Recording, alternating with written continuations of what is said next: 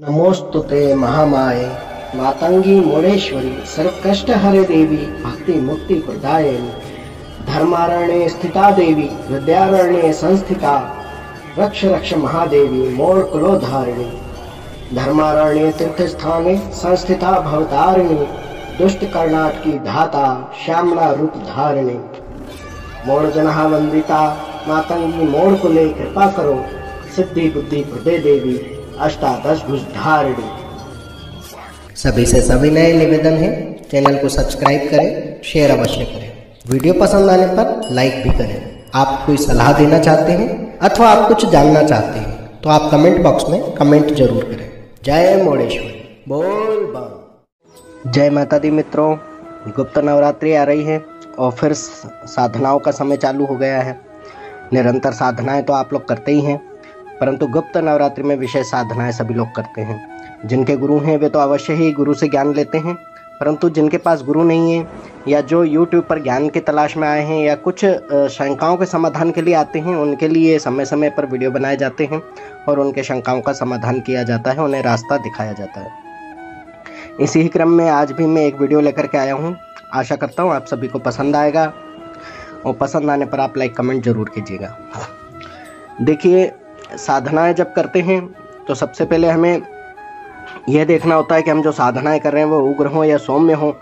सौम्य देवता के भी गण जो हैं वे उग्र हो सकते हैं और उग्र देवता तो उग्र हैं ही, यानी कि वे उग्र हैं तो वे कभी भी उनकी शक्तियां जो हैं पलटवार कर सकती हैं, अर्थात हम पर भारी पड़ सकती हैं। यदि हमें नियम का ज्ञान नहीं है, हमारे पास गुरु नहीं है, तो अवश्य हम कोई त्रुटि कर सकते हैं। किसी सोते हुए व्यक्ति को, बैठे हुए व्यक्ति को, आराम से भोजन करते हुए व्यक्ति को जब आप असमय छेड़ देते हैं तब क्या दशा होती है।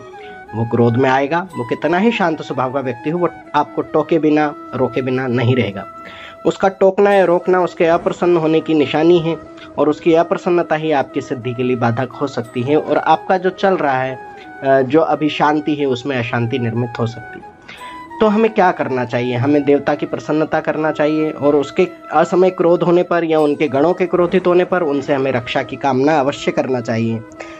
हम रक्षा करने के लिए क्या करते हैं? हम जब अध्यात्म की बात करते हैं तो यहाँ रक्षा के हेतु हमें देवी के कवच, देवताओं के कवच की आवश्यकता होती है।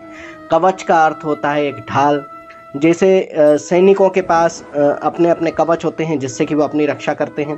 पुराने ज़माने में आपने देखा होगा कुछ इस तरीके के पोशाक हुआ करती थी ढाल के अलावा भी, कि जो उनके शरीर को अन्य प्रकार के हमलों से बचाती थी।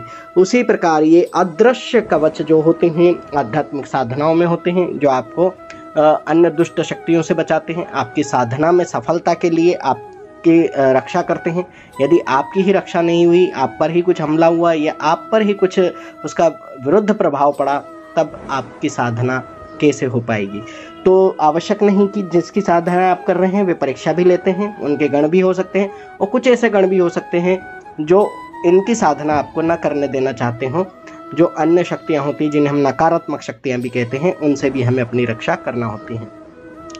देखिए, शरीर बंधन के तो कई मंत्र होते हैं, उसके अलावा भी हम जिसकी आराधना सेवा करते हैं उसी से हम रक्षा का आशीर्वाद ले लेते हैं। उसी के द्वारा पूर्व काल में बताए गए रक्षा के मंत्रों का समूह, जिसे हम कवच कहते हैं, उसका हम पठन करते हैं, उसे हम नित्य ही पढ़ करके जागृत करते हैं। उससे होता ये है कि हमें उस देवता से अभय प्राप्त होता है और हम अपनी साधनाओं को सफल कर पाते हैं। यदि साधनाएं सफल नहीं भी हो पाती हैं तो कम से कम उसका दोष हमें उतना नहीं लगता जितना कि बिना कवच के पाठ किए हुए। अर्थात आप अपने आप को जब तक सुरक्षित नहीं रखेंगे, आप अपने आप को किसी एक ऐसी सुरक्षित पोशाक के अंदर नहीं धर लेते या रख लेते जिसमें कि आपको कहीं से कोई खतरा ना हो। जब आप निर्भय होते हैं तभी आपकी साधनाओं पर असर दिखाई देता है। सप्तशती में जो देवी का कवच है वो सभी देवियों की साधना आराधना के लिए बताया गया है। अलग अलग देवियों की अलग अलग कवच हैं। यदि आप 10 महाविद्याओं में जाएंगे तो आपको 10 देवियों के ही कवच मिलेंगे, परंतु यदि आप देवी कवच का पठन करते हैं नित्य ही, चंडी कवच या देवी कवच या दुर्गा कवच का आप पाठ करते हैं, तो आप यह मान लीजिए कि आपको अन्य कवच की आवश्यकता नहीं। यदि आपके पास उपलब्ध नहीं है तब, उपलब्ध है तो कोई बात नहीं, आप तो पढ़ेंगे ही। तो देखिए, देवी कवच की महिमा तो बहुत है और इसमें समस्त देवियों का वास होता है। इसमें आपके शरीर के हर एक अंग की आपकी रक्षा देवी करने का वचन देती है, या आप उनसे प्रार्थना करते हैं कि मेरे शरीर के प्रत्येक अंगों की, प्रत्येक गण यक्षिणियाँ, प्रत्येक अवतार, जो भी शक्तियाँ हैं देवी की, जिन जिन का जिस जिस स्थान पर जैसा जैसा नाम और चरित्र वर्णन बताया गया है, उस प्रकार से वे देवियाँ आपकी रक्षा करती हैं।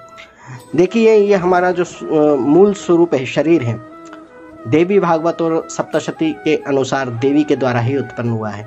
देवी ने ही जब एक से अनेक होने की कामना की, तब देवी ने अनेक देवी देवता उत्पन्न किए और उन्हीं देवी देवताओं ने अपनी शक्तियों से हमें उत्पन्न किया है। अर्थात हमारे अंदर मूल तत्व जो है वही देवी का है, वही चंडी का है, वही दुर्गा या महाकाली का है। जो भी हम नाम से पुकारते हैं उसी शक्ति से ही हम उत्पन्न हुए हैं, इसीलिए वे जगत जननी कहलाती हैं और हम उनकी संतान कहलाते हैं। तो देखिए, जब हम उनसे अभय मांगते हैं, रक्षा मांगते हैं, तो हमारे शरीर पर तो वैसे ही उनका ही सदा नियंत्रण रहता है, परंतु जब हम उनसे विशेषकर किसी साधना हेतु ये इस प्रकार से रक्षा मांगते हैं, तब वे अवश्य ही हमारी रक्षा और सहायता करती हैं। देखिए, देवी कवच में बहुत सारी देवियों का जिक्र है, वर्णन है। आपके शरीर में किसी भी प्रकार की रोग व्याधि हो जो आपको पूर्व कर्मों के फलस्वरूप ना प्राप्त हुई हो, अर्थात कर्म बंधन न हो, कर्म दंड ना हो, तो उनमें भी आराम प्रतीत हो जाता है। आपको विशेष रूप से और कुछ करने की आवश्यकता ही नहीं पड़ती। और यदि पूर्व जन्म और पूर्व कर्मों के बंधन द्वारा भी कोई कष्ट आपको शरीर में प्राप्त हो रहा है, या कुंडली दोष या जन्म दोष के कारण भी हो रहा है, तो उनमें भी काफ़ी अंतर आ जाता है। आप सामान्य रूप से उन चीज़ों को झेल जाते हैं। तो इसमें देवी के समस्त अवतारों, समस्त शक्तियों के नाम का वर्णन है, जिनसे हम अपने शरीर की रक्षा मांगते हैं। आपको इसे देवी कवच के नाम से सप्तशती में आपको ये मिल जाएगा और सर्वप्रथम इसे ही पढ़ा जाता है। अन्य ध्यान मंत्रों के अलावा देवी के 108 नाम जपने के बाद जब तीसरा पृष्ठ आता है या तीसरा पाठ आता है, तब सर्वप्रथम सप्तशती, जो मूल सप्तशती है, उसका पहला अध्याय देवी कवच से ही प्रारंभ होता है। और देवी कवच को पढ़ने के बाद इसके बाद अर्गला स्तोत्र एवं कीलक स्तोत्र होते हैं। तब जाकर के रात्रि सूक्त, वेदोक्त रात्रि सूक्त और तांत्रोक्त 2 हैं, वो आते हैं। और फिर देवी अथर्वशीष के बाद आपको नवार्ण मंत्र जपने के लिए विधि दी गई है। उसके पश्चात ही आप सप्तशती के पाठों का अध्ययन कर सकते हैं। और उसके बाद पुनः से देवी के 3 अंग और हैं, जिनको मिला करके पूर्ण सप्तशती होती है।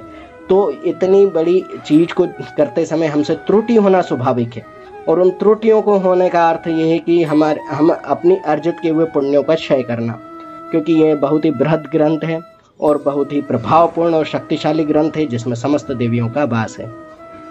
तो यदि हम एक ही बार में समस्त देवियों को प्रसन्न करने की बात कर रहे हैं, तो एक ही बार में हम समस्त देवियों को रुष्ट भी कर सकते हैं। तो हमें इसीलिए अपने द्वारा त्रुटि न हो, उनसे हम रक्षा मांगें, उनसे अभय मांगें और समस्त सिद्धियों के लिए प्रार्थना करें, और हमारी सिद्धियों का क्षय न हो, हमारी सिद्धियों पर कोई हानि न हो, हमारे शरीर पर हानि न हो, इस प्रकार की प्रार्थना करते हुए देवी कवच का पाठ किया जाता है। तो आशा करता हूँ कि आपको यह जानकारी बहुत ही लाभप्रद लगी होगी, और इसके बारे में और भी अगर कुछ जानना चाहते हैं तो आप पूछिएगा। मैं जितना भी समाधान हो सकता है अवश्य करने की कोशिश करूँगा। इसी के साथ जय मोडेश्वरी, बोल बम। ओम मणिक्यमणावक्लाल्यन्तीं मदालसां मंजुलवाग्विलासां महेन्द्रनीलं द्योतिकोमलांगी मतं कन्या मनसा स्मरामि।